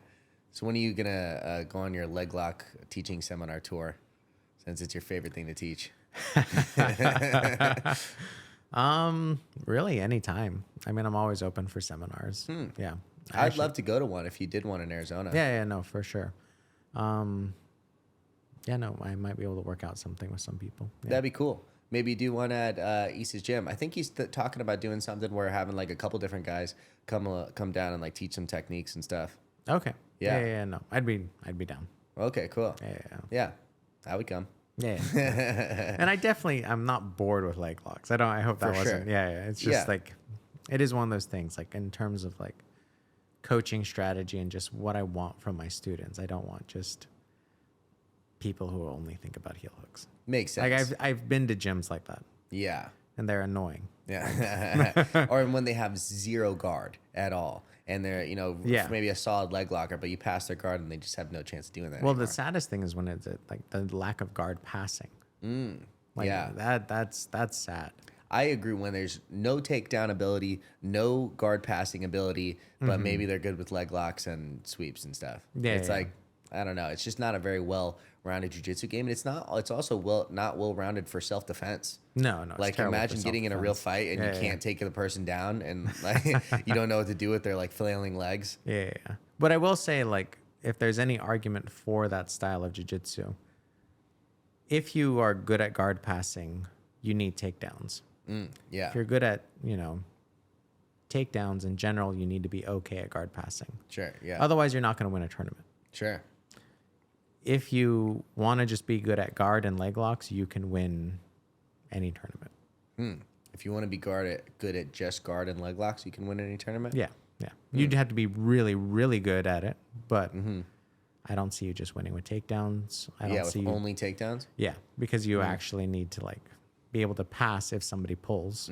Probably for sure at like the highest level. I think like around the blue belt level, especially like really solid wrestlers can have a really, really good success in even very big tournaments just because they can take down and stay away from danger. Well, that's kind of just embarrassing, like strategy calls on the parts of coaches that let that happen. You think so? Yeah, like just tell your student to pull guard.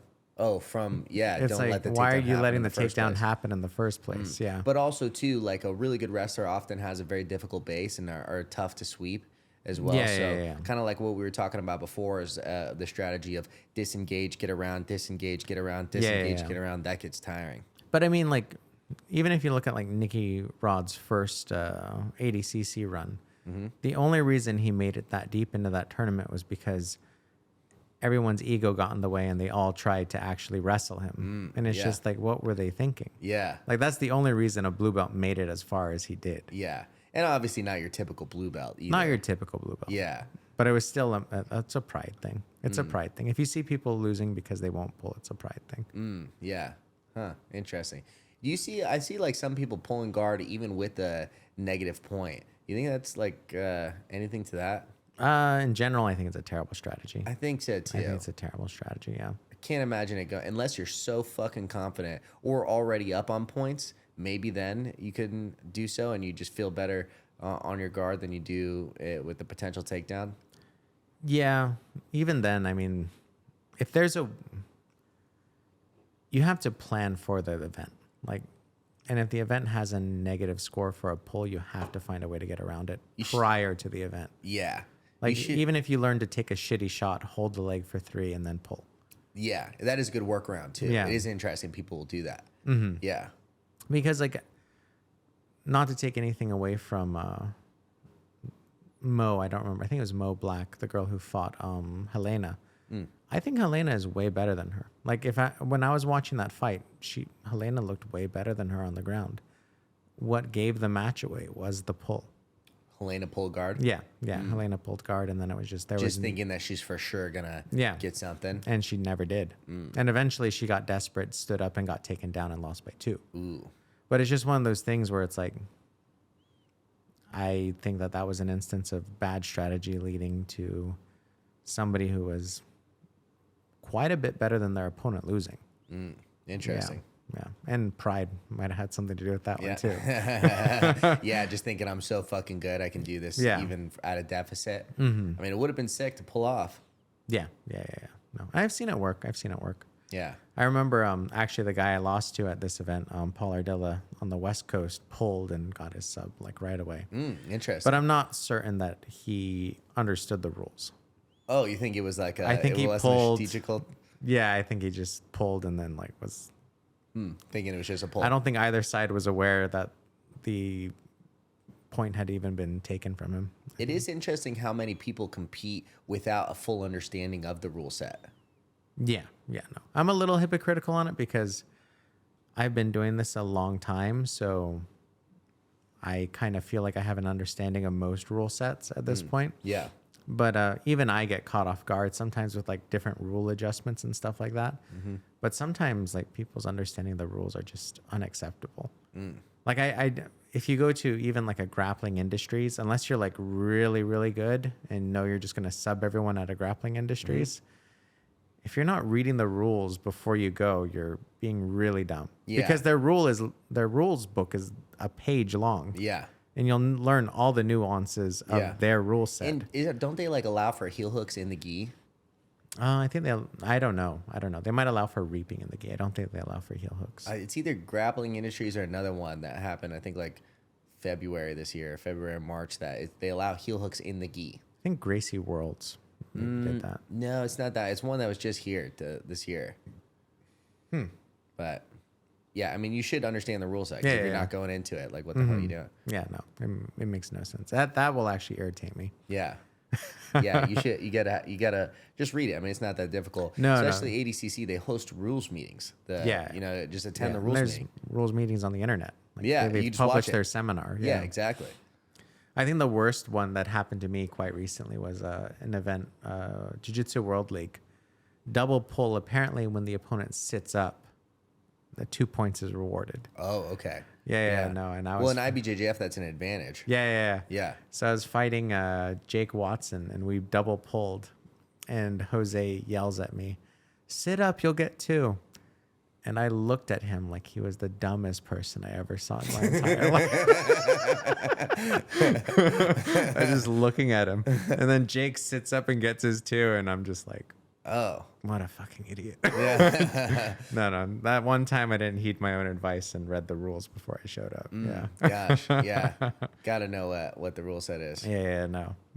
It is interesting that so many different competitions have all these different rule sets. Yeah, no, it is. I don't really know what to make of it. Yeah. I mean, in some sense, it allows for exciting matches because nobody is really familiar with the rule set, so people have to get creative, kind of. Yeah. A lot of boring matches happen in rule sets where people actually understand the rules deeply. Like IBJJF, like those guys have been competing in that rule set all their life. They know the ins and outs of it. They know how to game the system. Yeah. Versus like these other tournaments, there's a little bit of that confusion that gives that desperation that I keep talking about. Interesting. Maybe that is an element of it. I do think a lot of it is just the points that are less conducive for exciting matches. I think, and when people are when there's points involved, you're just more risk adverse because you can take a shot and maybe they look at it as he initiated, and if you ended up on bottom, now you're down on 2, and being in a match and having to overcome a points deficit is a difficult task on top of performing your good jiu-jitsu. Yeah, no, I see that. I don't like to think of points as the enemy, because if you take away points, you lose those truly epic scrambles. You think so? Yeah. Like, I mean, you'll have like really insisting on not letting the score point happen. Yeah. And another thing you'll lose is sub rate, I think, a little bit. You think so? Yeah. Because if somebody can like get their guard passed and not be too worried about the fact that their guard is passed, the likelihood that they're going to expose themselves to a submission actually goes down. Most subs, in my opinion, happen when somebody is desperately trying not to get scored upon. Interesting. Yeah. See, I think it's the opposite, actually. I think especially at the highest level, once people have a score advantage, often you'll see like a disengagement or an unwillingness to engage or just maintain your point advantage, and then you get the win. I mean, one thing that was really interesting, this most recent event that you competed in, 15 out of 18 matches ended in submission in the sub-only rule set. Do you mean during the segment of the match that didn't have subs? The Buttersmooth Fight Club. Oh, Buttersmooth. Okay, yeah. 15 out of 18 of the matches ended in submission. Well, I mean, there is something to be said, though, for Buttersmooth and WNO's rules, which is they've managed to retain the significance of positional control within their criteria. Yeah. So in some sense, what I'm saying is kind of enforced in that, where it's like, it matters that your guard is getting passed. Yeah, you're going to actually try to get out. Yeah. Sub-only matches, which... guard passing means nothing. Yeah, sort of like what is it? Yeah, Fight to Win and EBI lead to incredibly boring matches because fighters are just not worried about the positional aspect. I think it is an important part to have positional control. I think that's just part of good grappling, is to be able to be positionally dominant. If you get your guard pass and could care less, I mean, part of why points are awarded, at least like how I think it was like Danaher explained it, is that each positional score is based on your ability to strike from that position. So you can pass someone's guard. Now you're at a higher advantage to strike. If you can get knee on belly, you're at a better position to strike. If you can get mount, you're at an excellent position to strike. If you're on back, you have a unilateral ability to strike. So, I mean, as a martial art that is, revolved around not only defending yourself, but controlling another human, I think positional dominance is just a very important part of it. Yeah, no, that is true, and I think that's sort of what I'm saying, is that the rule set can't lose sight of positional control as a significant aspect of its rule set. Like, I suppose my other quibble is just with the term sub only. I don't think there is such a thing. Okay. I mean, there are certain tournaments there are certain matches that actually mean that, and nobody actually likes watching those. You're talking about like no time limit. Yeah, That's not fun for anyone. Yeah. But there has to be some form of impetus to the action. Like a set amount of time you've got to perform by. And I think that's what I'm saying when it comes down to like scrambles that are truly just ferocious only seem to me to occur in matches like ADCC, where the desire to not get scored upon is extremely high. Also in IBJJF, it's the same. Like the the desire to not get scored on. That is an interesting point. Yeah, because that is something like in a sub only match with a time limit, you could have maybe positionally dominated the entire time, but if there was a point ability at the very end, they've always got the chance to, even though they got wrecked but not subbed the entire match, they could score and win the match. That's an interesting point. But it's also like that thing about WNO is that like it is sub only in name. That judging aspect changes everything. It's not fully sub only. Yeah. Well, again, too, like that's the thing with the sub only tournament. It's either no time limit, which I don't think that's good for the athletes. It's not good for the spectator. I mean, we've seen hours long matches, which how fucking boring is that? And I think having the necessity to perform under a set time promotes more action. It promotes more excitement. It promotes more scrambles. It promotes more, exchanges throughout. But then it's like the question is, if there is a time limit on a sub only tournament, what do you do in the event of no submission? So people either answer it with judge's decision or EBI overtime, and which EBI, they both have their own merits. Yeah, they're very. I think the biggest sort of pro to EBI is the two athletes' responsibility to win. The amount of referee interference is minimal, especially if you have a good ref who actually understands the rules. Yes. Yeah. I mean, like if somebody says out when it's not out, that's obviously on the ref. Yeah. But overall, it's the rule set that allows for you determine your fate. Yeah, you've got to make it happen. Yeah, and that's the beauty of it. But like I said, that sort of ambiguity that allows the WNO rule sets to be as fun as they are leads to the risk of a decision that nobody but the judges agrees with. Yeah. Yeah. Interesting. Well, that's I think why part of how they do their rule set is they announce who the judges are favoring throughout the match.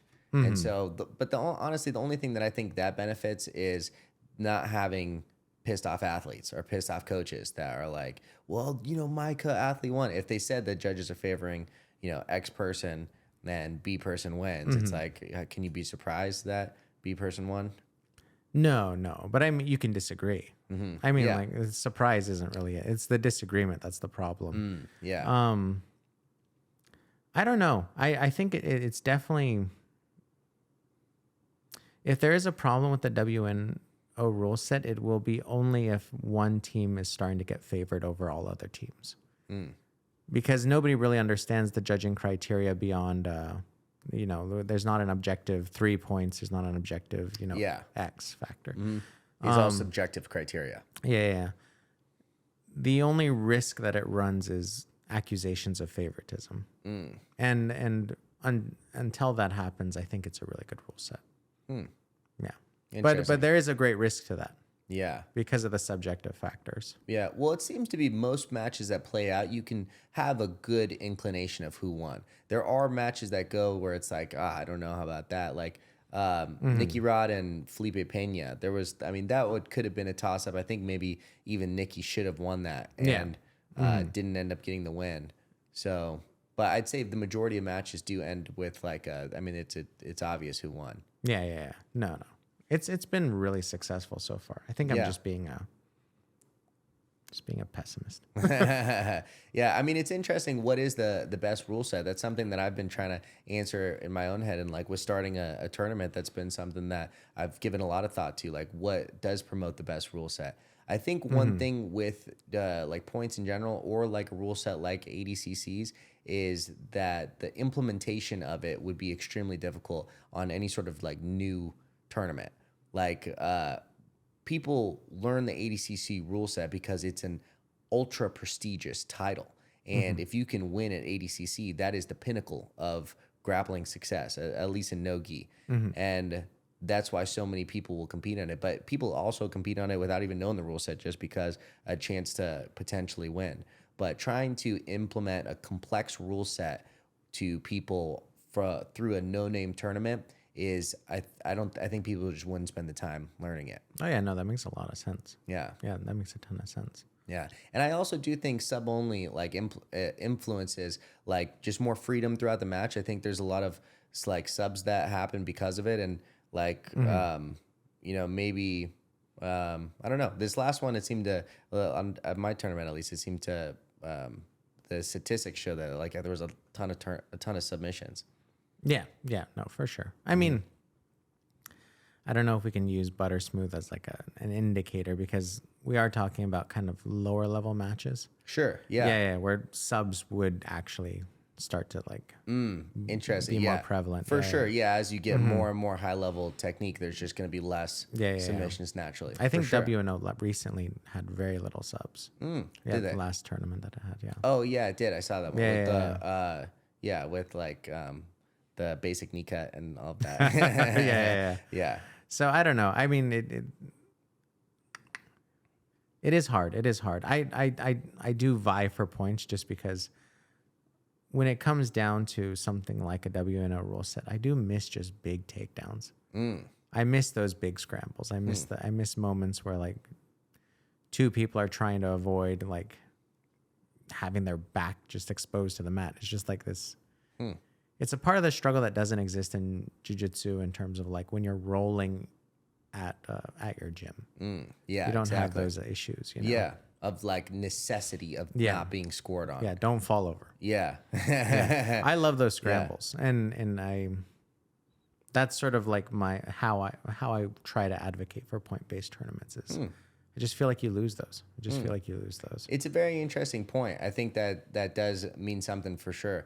I think like the biggest thing is like, you know, versus, you know, if you like a sub only tournament where you are positionally dominant the whole time, maybe you get sub attempts, all of this. If there was points like how ADCC does it towards the end, there's a necessity to not get scored on, not let anything negative happen, because versus a sub only tournament where, you know, maybe you can get swept at the end, but it's just judging criteria at the end that doesn't really mean anything if you won the majority of the match. Yeah. ADCC has a good way of doing it. I mean, I think the combo between sub only and points is a really interesting way. Yeah. But I mean, I think ultimately the only real motivator for exciting matches, I think, has to be sort of a very long-term form of thinking. Like I said, the most boring matches I remember as a little kid were matches between two black belts when $5,000 was on the line. What nobody was telling these athletes at the time was, if that match is boring, you will forever be fighting for $5,000. Yeah. And recently, it does seem that fighters have finally become sort of aware of the fact that if they start putting on performances that are exciting, there will just in general be more money in the sport. Yes, it is for sure. There is no rule set, I think, that can force athletes to be more risk taking and force athletes to go for submissions. I think it has to come from the athletes. Yeah. And that's the thing is you can't appeal to anything but their self-interest. Yeah. And I think that sort of like message of this is the only way there will be money in this sport is if you make this worth watching. For sure. Yeah. Yeah. Well, and that's the thing. I think even with like an IBJJF though, I think, I don't know, maybe the combo with ADCC of sub only and points like allows for like more, I mean, there's no shortage of extremely exciting matches when, if you look at like key worlds, I mean, there's a lot of exciting matches, and I think that a lot of people do. But if you look on like maybe on average, it's not like ADCC where you could go and like there's fucking exciting matches everywhere. Yeah. I don't actually know what to do with IBJJF at this point. I do love the rule set actually. Funnily enough. Yeah. I love how it's set out. You referenced Danaher, you know, talking about how like the being able to strike from a dominant position is like the reason for the reasoning scores. for the scores. And if you actually go into their rule book, you can get a breakdown of sort of the axioms that give birth to each individual rule. I don't remember the founding axioms, but it was something like teaching methodology, constant progress forward, and safety. Like in using those like 3 criteria, you can pretty much unearth why any one of the rule sets exists. For example, with like teaching methodology, like the prioritization of striking. Like we don't have to prioritize striking and grappling. That's something outside of ourselves, thinking about the fact that when we teach jiu-jitsu, we're supposed to be thinking about the fact that we're teaching something that might save somebody's life. So in terms of how it was birthed, I think the IBJJF rule set is the one of the best rule sets there is. I think there are problems with how it's enforced. I think one of the things that gets on my nerves is the way they will always penalize both athletes for stalling. Like that motivates nobody. Nobody's motivated if the score is 0-0. Yeah. So With the way they don't penalize, or the way they do penalize? they do penalize both athletes almost every single time. Like if there's a stalling call, it's rarely on a particular athlete. Oh, I see what you're saying. Versus giving it to a particular athlete. Yeah. Then that gives more incentive to neither person to stall. Yeah. If there is a stall, they just call it on both athletes. Then both people are just being, oh, so the score's still 0-0. Yeah, exactly. Yeah, then that's probably like the thing that I have the most quibbles with. The other rule that I think they could change that would make the rule set so much more exciting is even if in the gi they would allow heel hooks. Really? I think 50-50 is an exciting position if heel hooks exist. But, if it doesn't exist, it's just 2 people stuck. Yeah. Do you think they'll ever do that? No, probably not. Yeah. I think Danaher talks about he thinks that it's not there because there's better control of the legs when you have the gi on. Like what there versus, when you get slippery and getting out. I mean, if you've rolled like leg locks or with both people wearing gis, I mean, there's just much more grip. You can hold on to it much better. I've tried that out and I don't see any like. You don't think so? More or less ability. I mean, if you're doing the proper escape, it works just about the same. I think so. I mean, you could grip onto the actual pants though too, and just keep them in there. Yeah, you could. Yeah. But it's like everything's harder in the gi. Like boo-hoo. Yeah. It's like for sure. We're not going to allow a move because all of a sudden it's effective. Yeah. I mean, like it's harder to escape. I don't think it's a great argument. Yeah. I don't think it's a necessarily great argument either. The only other way, the argument that he presented once that I thought was most interesting, got back to the actual 3 axioms, was teaching methodology, which is jiu-jitsu exists as a sort of like form of positional control to submission. That's actually part of the philosophy of jiu-jitsu. Yeah. And it's something we want to teach, and our rules should reflect that. If you allow heel hooks in, then all of a sudden you've incentivized falling backwards. Yeah. And that seems to be the best argument as to why you shouldn't allow it in jiu-jitsu. It's sort of like not in the spirit of jiu-jitsu to do heel hooks. But even then, I don't agree. I think that's taking the axiom too far. Yeah, it goes back to like Danaher's famous quote of "Why would you ignore 50% of the body?" Yeah. Yeah, if you take out leg locks completely, then you're just there's just actual submissions, actual danger you can put your opponent in that it just isn't within the rule set. Yeah, no. But I think that would like make the rules just more exciting. Can you imagine like the heel hook setups people would be coming up with if they could like combined it with lapel guards? Yeah, like there'd be insane heel hook setups. Interesting. Like from spider guard and just like reverse De La Riva, lapel guards. It'd be amazing. Interesting. Yeah. Yeah. Maybe there is room for it eventually. I hope so. That would be fantastic. That local tournament does allow heel hooks in the gi. Oh, really? Yeah. I forget the name of it. I feel like it might be Grappling Industries. It might be. Be. Was it AGF? Oh, maybe that's it. I forget. It might be AGF. I forget. Yeah.